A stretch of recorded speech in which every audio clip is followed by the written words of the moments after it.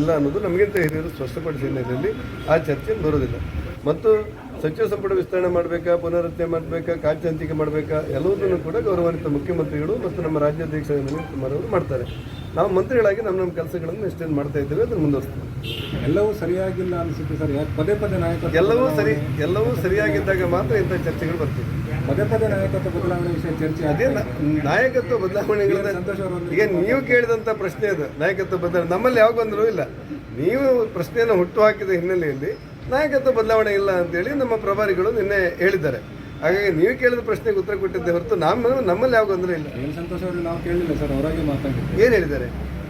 ಮತ್ತೆ ಗುಜರಾತ್ ಸಹಜವಾಗಿ ಅವರೇನು ಹೇಳಿದ್ದಾರೆ ಅಂದರೆ, ಎಲ್ಲ ಸಂತೋಷ್ ಇವರಂತ ನಾವು ಹೇಳುವಂಥ ನಮ್ಮೆಲ್ಲ ಮಾರ್ಗದರ್ಶಕರು, ರಾಷ್ಟ್ರೀಯ ಸಂಘಟನಾ ಪ್ರಧಾನ ಕಾರ್ಯದರ್ಶಿಗಳು ಒಂದು ಕಾರ್ಯಕರ್ತರನ್ನು ಉದ್ದೇಶಿಸಿ ಮಾತನಾಡುವಾಗ, ನಮ್ಮ ಪಾರ್ಟಿ ಮುಖಂಡರನ್ನು ಉದ್ದೇಶಿಸಿ ಮಾತನಾಡುವಾಗ ಏನು ಹೇಳಿದ್ದಾರೆ ಅಂದರೆ, ಕಾರ್ಯಕರ್ತರಲ್ಲಿ ಶಕ್ತಿ ತುಂಬಿಸುವಂಥ ಕೆಲಸಗಳನ್ನು ಪಾರ್ಟಿ ಮಾಡ್ತಾ ಇದೆ.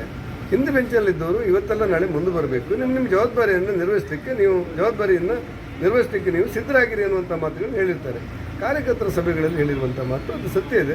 ನನ್ನಂತೂ ಸಾಮಾನ್ಯ ಕಾರ್ಯಕರ್ತನೊಬ್ಬ ಇವತ್ತು 3 ಸಾರಿ ಕ್ಯಾಬಿನೆಟ್ ಮಂತ್ರಿ ಆಗಲಿಕ್ಕೆ ಸಂತೋಷ್ ಅವರು ಸೇರಿದಂತೆ ನಮ್ಮ ಪಾರ್ಟಿ ಒಟ್ಟು ಚಟುವಟಿಕೆ ಕಾರಣ ಅಲ್ವೇನು. ಹಾಗಾಗಿ ಜವಾಬ್ದಾರಿಗಳನ್ನು ಎಲ್ಲರಿಗೂ ಹೊಂದ್ತೇವೆ, ಎಲ್ಲರೂ ಸಿದ್ಧರಾಗಿರಿ ಅನ್ನುವಂಥ ಮಾತನ್ನು ಅವ್ರು ಹೇಳಿದ್ದಾರೆ. ಅವ್ರು ಹೇಳಿ ಸರಿ ಇದೆ. ಪಾರ್ಟಿಯ ಸೈದ್ಧಾಂತಿಕ ವಿಚಾರದ ನೆಲೆಗಟ್ಟಲ್ಲಿ, ವೈಚಾರಿಕ ವಿಚಾರದ ನೆಲೆಗಟ್ಟಲ್ಲಿ ಅವರು ಅದನ್ನು ಹೇಳಿದ್ದು.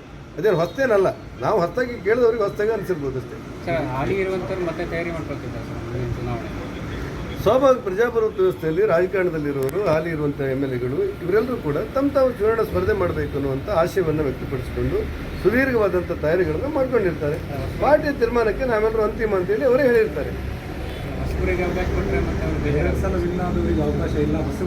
ಯಾರನ್ನು ನಿಮ್ಮ ಹತ್ರ ಯಾರು ಹೇಳಿಲ್ಲ. ನೀವು ಸುಮ್ಮನೆ ಇಲ್ಲ, ನೀವು ಇಂಥದ್ದೇ ಪೂರ್ತಿ ನೀವೇನು ಮಾಡ್ತೀರಿ ಅಂದರೆ ಹೊಸ ಅರ್ಥವನ್ನು ಕಲ್ಪಿಸ್ಕೊಂಡು ಇಂಥ ತಲೆ ಹಾಳು ಮಾಡ್ತೀರಿ. ಸುಮ್ಮನೆ ನೆಮ್ಮದಿಯಾಗಿರಿ ನೀವು. ಧನ್ಯವಾದ.